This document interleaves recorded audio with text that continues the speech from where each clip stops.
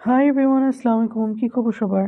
আজকে আমি তোমাদেরকে দেখো আমার ফেভারিট ডেজার্ট, যেটা আমি প্রায় সময় বাসায় করি। And I thought this the best way to start the new year. আমার মেয়েদেরও এই ডেজার্টটা খুব পছন্দ। সো লেটস সি আমরা এটা কিভাবে করেছি। ফার্স্টে একটা কুকিং প্যানে আমি পানি গরম করে ফেলবো, আর সেটার মধ্যে অ্যাড করে দিব আমার জেলো পাউডার। আমি স্ট্রবেরি জেলো নিয়েছি। আর আমি এটাকে ততক্ষণ নাড়তে থাকবো যতক্ষণ পাউডারগুলো ডিসলভ না হয়ে যাবে। ভালো করে পাউডারগুলো ডিসলভ হয়ে গেলে আমি এটা সার্ভিং ডিশে ঢেলে ফেলবো। আর সার্ভিং ডিশে ঢেলে ফেলার পরে আমি এটাকে এখন ফ্রিজে রেখে দিব ওভারনাইট, সো দ্যাট আমার জেলোটা ভালো মতো সেট হয়ে যায়। জেলোটা আমার ভালো মতো সেট হয়ে গেছে। এখন আমি এই কেক স্লাইসেসগুলো দিয়ে দিব ওয়ান বাই ওয়ান। আমি এই কেকটা দিয়েই আমি জেলোর উপরে পুরাটা লেয়ারিং করবো। আর দেখো আমি লেয়ারিংটা কিভাবে করছি। আমি খুবই বেসিক একটা ভ্যানিলা কেক নিয়েছি। সো এখানে আমার কেক লেয়ারিংটা হয়ে গেছে almost. And now it is time for me to make the custard cream. আমি ফার্স্টে কুকিং প্যানে পানি নিয়ে নিলাম, আর এটার সাথে আমি অ্যাড করে ফেললাম মিল্ক পাউডার। এখন আমি এটাকে ভালো করে মিক্স করব। ভালো মতো মিক্স করা হয়ে গেলে আমরা এখন চুলাটা অন করে দিব আর ওয়েট করব until it boils. In the meantime আমরা এখানে চিনি অ্যাড করে দিব। চিনিটা আমরা কিন্তু খুব কম পরিমাণে অ্যাড করব, কারণ কাস্টার্ড ক্রিমের উপরে আমাদের পাইনাপল সিরাপটা থাকবে, and that will balance the intensity of sugar in the dessert. এখানে আমি আরেকটা ইনগ্রিডিয়েন্ট ইউজ করেছি, সেটা আমি পরে বলবো কি ইউজ করেছি। আপাতত তোমরা গেস করো কি ইউজ করেছি। এখন আমি এখানে কাস্টার্ড ক্রিম অ্যাড করে দিলাম। এটা আমি আগেই গুলিয়ে রেখেছিলাম। এখন কাস্টার্ড ক্রিম অ্যাড করার পরে আমি এটাকে ভালোভাবে নাড়তে থাকবো আনটিল দ্য ক্রিম থিকেন্স।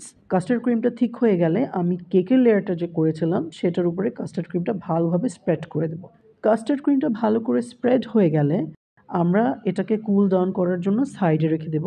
এখন আমি যেটা করব, আমাদের পাইনাপল সিরাপটা রেডি করব। সো লেটস সি আমরা এটা কিভাবে করেছি। সো ফার্স্টে আমি নিয়ে নিলাম একটা কুকিং প্যানের চিনি।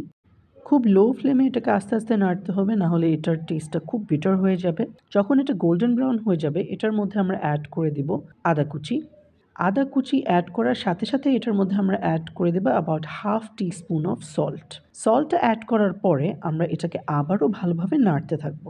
এটা ভালোভাবে নাড়া হয়ে গেলে এখন যে আমার পাইনাপল স্লাইসেসগুলো আছে সেটা আমি একটা একটা করে দিয়ে দিচ্ছি। আমরা এটাকে আবারও ভালোভাবে নাড়তে থাকবো, and we will wait until it caramelizes properly. এখন আমরা এই কাস্টার্ড ক্রিমের উপরে এই ক্যারামেলাইজড পাইনাপলগুলো ওয়ান বাই ওয়ান দিয়ে দিব। পাইনাপলগুলো ভালো মতো দিয়ে দেওয়ার পরে আমাদের যে বাকি সিরাপটুকু ছিল সেটাকেও আমরা ভালোভাবে স্প্রেড করে দেব। স্প্রেড করা হয়ে গেলে আওয়ার ডিশ ইজ রেডি। আমরা এটাকে একটু কুল ডাউন করব, and just look at that, it looks so good. এটা দেখতে যতটা খেতেও ততটাই মজা।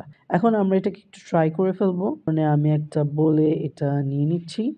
ইট already looks very very good, and ওই যে দেখো জেলগুলোও দেখা যাচ্ছে। নাও কামিং টু টেস্ট, আমি এটাকে আগেও টেস্ট করেছি, আমার বাচ্চারাও করেছে। এটা ভীষণ মজা খেতে। বাট প্লিজ তোমরা মাথায় রেখো, তোমরা কাস্টার্ড যে ক্রিমটা আছে সেখানে চিনির পরিমাণটা কিন্তু অবশ্যই কম দিবে, না হলে পুরো ডেজার্টটা অনেক বেশি মিষ্টি হয়ে যাবে। Do let me know in the comment section তোমাদের এই রেসিপিটা কেমন লাগলো। So until my next video, see you, take care, bye by.